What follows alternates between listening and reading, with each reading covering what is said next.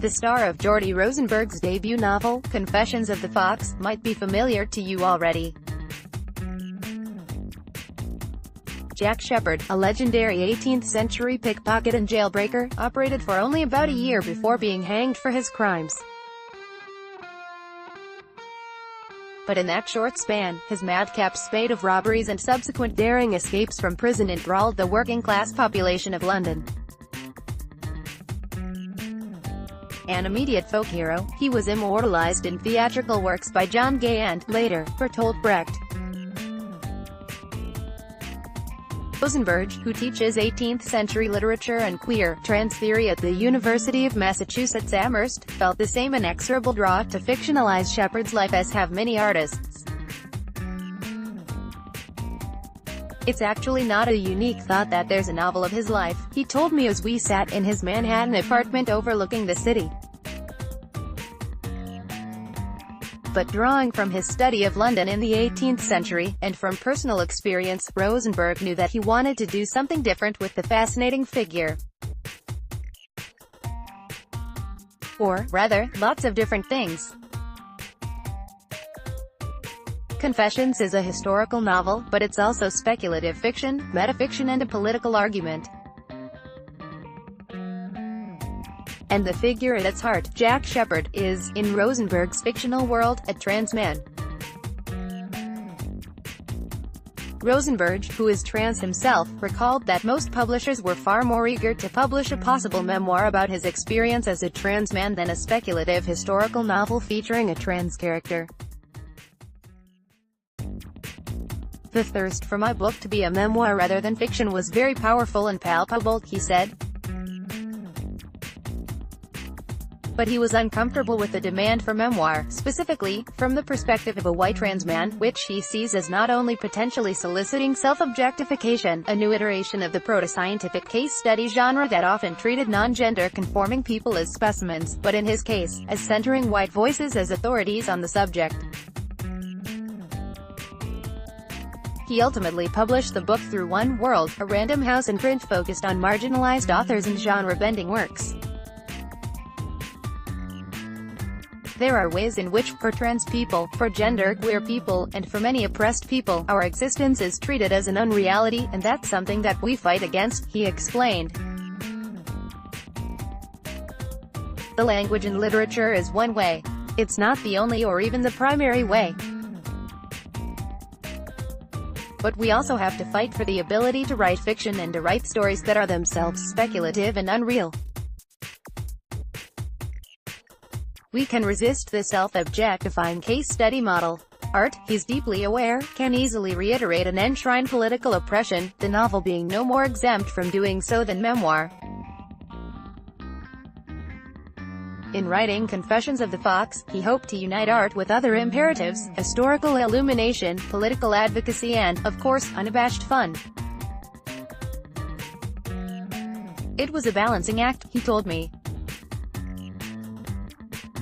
I really wanted to make a book that was entertaining, but then I also was trying to balance it with a lot of historical and political commitments. He wanted to write a sexy, political novel about Shepherd.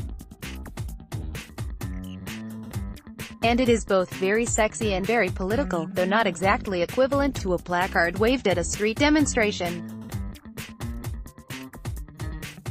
It's a rollicking yarn with a thread of tender first love, a page-turning tale of 18th-century devilry. It's a book that's just as interested in its political messages as it is in its craft and narrative, and, unlike most books of this ilk, it's compelling on each level. The novel takes the form of a found manuscript, the apparently genuine memoirs of Shepherd himself. It follows a young Shepherd, raised a girl, as he escapes from an apprenticeship to an abusive carpenter and remakes himself as a man of the streets. He meets Bess, a sex worker who becomes his lover and partner in crime, and he pulls off heists and carouses with a motley assortment of low-level criminals. He has a preternatural ability to wriggle out of tight spots. His escapes in the novel, like his infamous breakout of Newgate Prison, were drawn closely from historical documents of the real Shepherd. Rosenberg sees Shepard's crimes, in themselves, as a political statement. The escape artist has been a populist hero since the beginning, a figure of defiance in the face of state violence and policing of the poor and marginalized. Shepard was repeatedly jailed for minor property crimes that, at the time, carried a capital punishment, Rosenberg said. Through his daring escapes and incorrigible crime spree, he became a very important emblem of resistance to forms of consumer capitalism, to the birth of the police state. The London of Confessions of the Fox is not the London many readers will recognize from popular historical fiction. One of the problems with a lot of historical fiction about London in the 18th century is that it's imagined by white authors to be a uniformly white city, and we know this just isn't true, he told me. Wanted it to be historically true to the intersection of forces that we know were real and are real. This involved reimagining certain characters as people of color. Bess becomes Bess Khan, the daughter of a white English woman and a Southeast Asian sailor. Rosenberg was wary of the straightforward strategy of simply making the characters diverse. My feeling was that the question of representation could not be left to the level of content alone, he told me, but that this question of a white author representing characters of color, which I find to be a very contradictory and complicated and, I'm sure ultimately on many levels, necessarily failed project of mine, that it was going to have to influence the form of the novel as well. He introduced layers of self-critique. Rosenberg frames Shepard's narrative as a found first-person text being annotated by a renegade trans scholar, Drive. Voth, who believes the work to be Shepard's own memoirs, a theory that is repeatedly complicated over the course of the novel. In footnotes, Drive.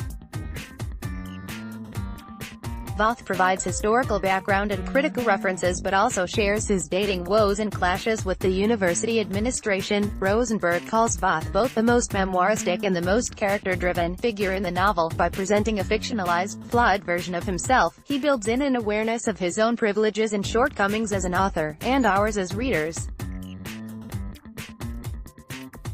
The book continually teaches us to question our own comfortable notions of the Western canon, European history and the role of literature.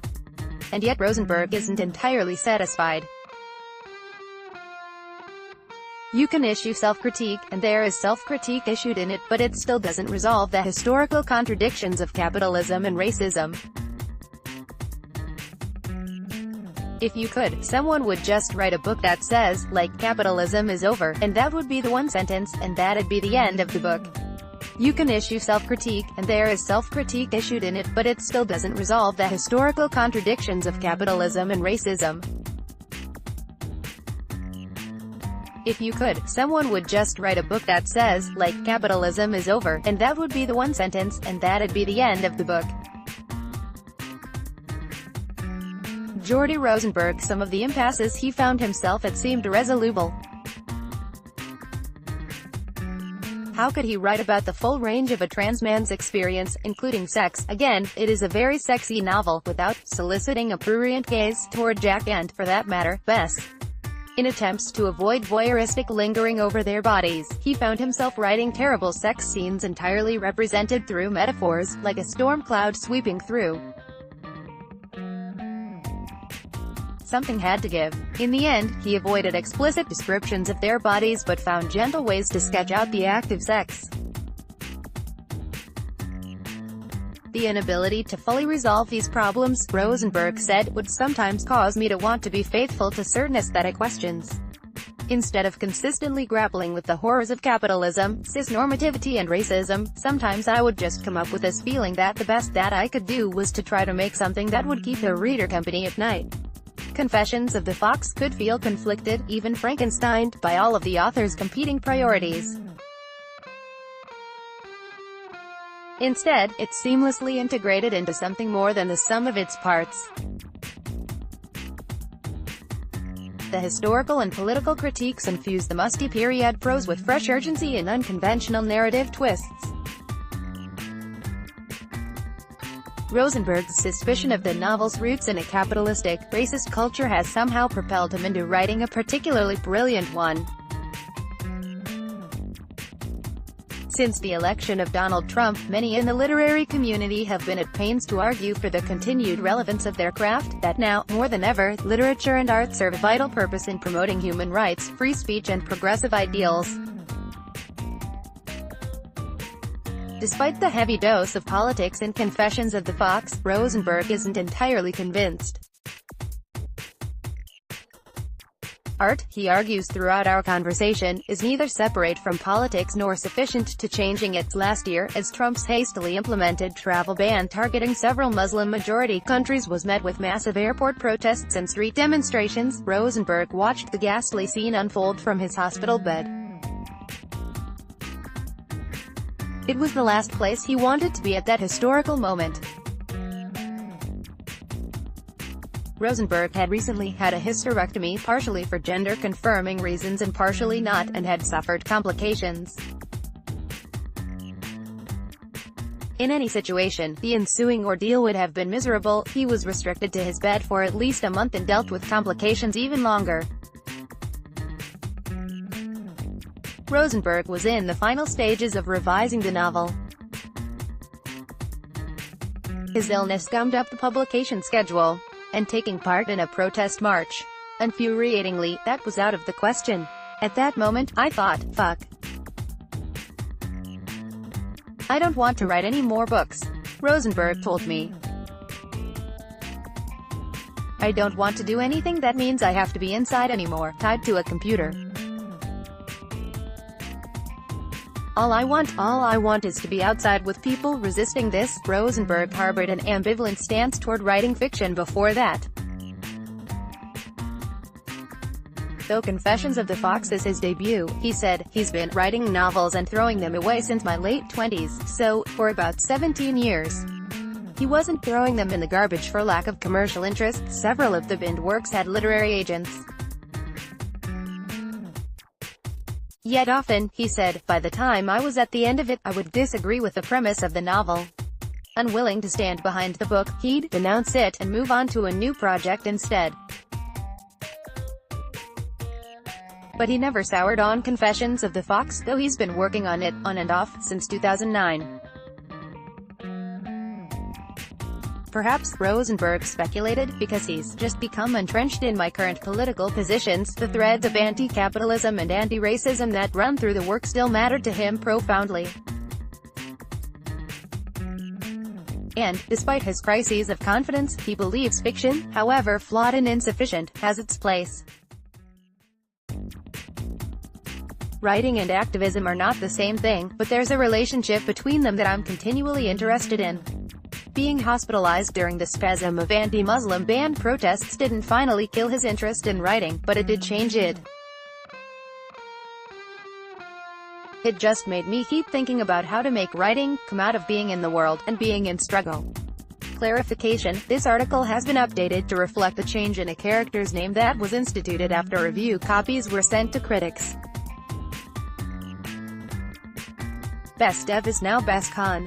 Related coverage amid all the talk of incels, A Solitary Woman's Story. Dietland. Author Sarai Walker wrote a feminist revenge fantasy long before